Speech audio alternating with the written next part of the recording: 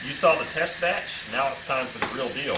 We've got about maybe half of the meat we're going to be using, maybe less, maybe more, for our big batch of chili. As soon as this pressure releases, we're going to take a look and do the same thing as last time, get it into the KitchenAid to shred. But this time we're going to pay a little bit closer attention to making sure there's no chunks of fat or anything in there that's going to impact the texture of the chili. As soon as this thing finally releases,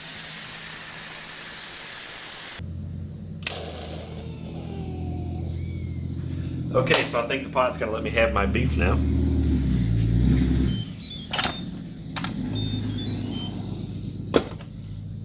All right.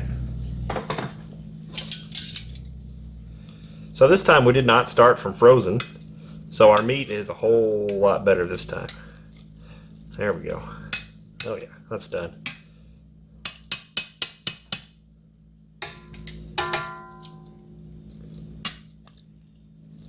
All right, time to shred.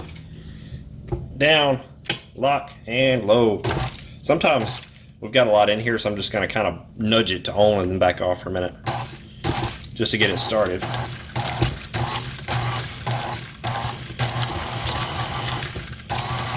Now we can let it go.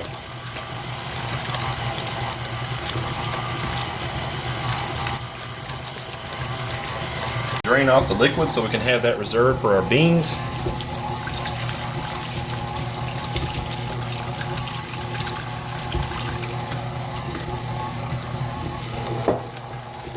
That's almost done shredding. I'm just going to kind of juggle this around a little bit and get the onions out of the way.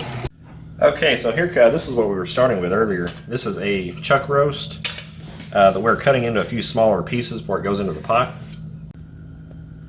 All right, so with your beef, I've got an onion, or what was this, 1.5 onions? How much onion do we have here? Just one. Okay, so this is one onion down in the bottom of the Instant Pot, and I'm just basically layering the beef on top of that, and the juice from the last batch, just dump right back on top of it.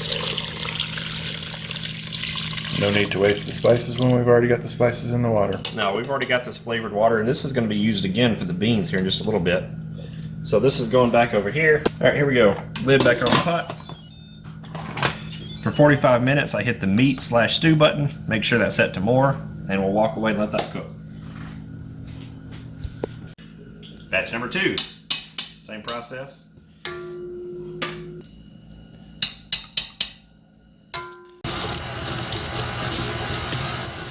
You ever wonder where the beef is? Here it is. There's the beef. Alright, so down into the pot is all the water that we've accumulated from cooking our beef, as well as pinto, Great Northern, and red beans. These are going in from dry, and I'm going to cook these for about an hour. I'm just going to set it for an hour and let that cook, and then we'll come back after that. There's our beans. It's time to grab us a few more of our peppers from the plant. Let's see what we can find here. Here's a good one. Let's see. Get that one. This one in my hand. You get that one. Ah, here we go. There's one there. Right here. There's one there. Alrighty. There's one there. They're everywhere. They're all on the sides that I can't see. Aha. I made these. Oh yeah. Alright, so now we're going to start building the base of our chili. Here I have 4 cans of tomato sauce, 15 ounces each, and 4 cans of diced tomatoes that are 14.5 ounces each. I have, what was this, about 6 onions? How many onions do we have here? That's 4. Okay, so we have 4 medium-ish onions, several of our cowhorn peppers diced up. 7. 7, since he was the one who cut them up this time.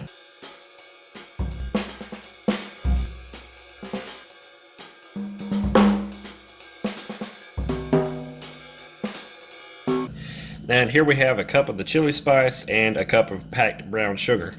All of these things are going to go into our large 12-quart stock pot over here. We'll bring those up to a boil first, and then we'll start adding in our other ingredients. Now we're just going to go ahead and get all this stuff mixed together. I've got this pot heating over high, so as soon as I get all this incorporated and mixed together, I'm going to throw the lid on it and get this up to a boil before we add the other ingredients.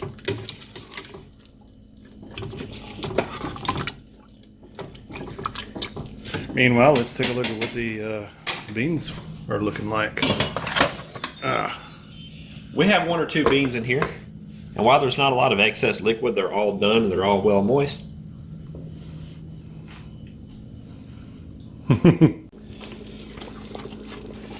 Okay, so now that our tomato product is boiling, it's time for the rest of our stuff.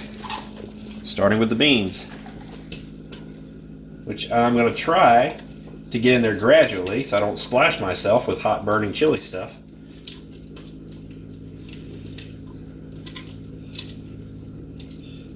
There we go. There's the rest of it. Alright. So go ahead and get that mixed in and then we'll start adding in our meat.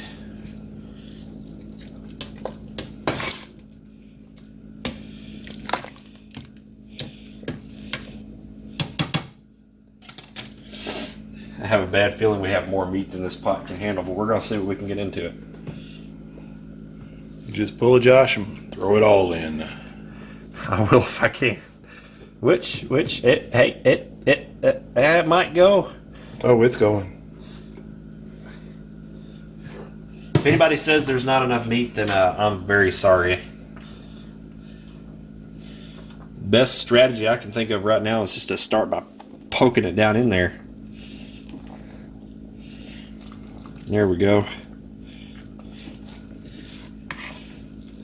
Now I can start getting it all mixed in and get that stuff from the bottom up to the top and drop that meat down in there.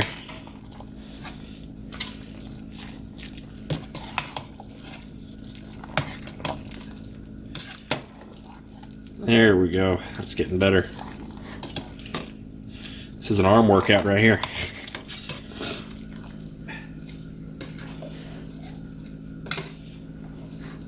Once we get all this mixed up, we're going to let this simmer, cover it, and leave it alone for a little while. All right.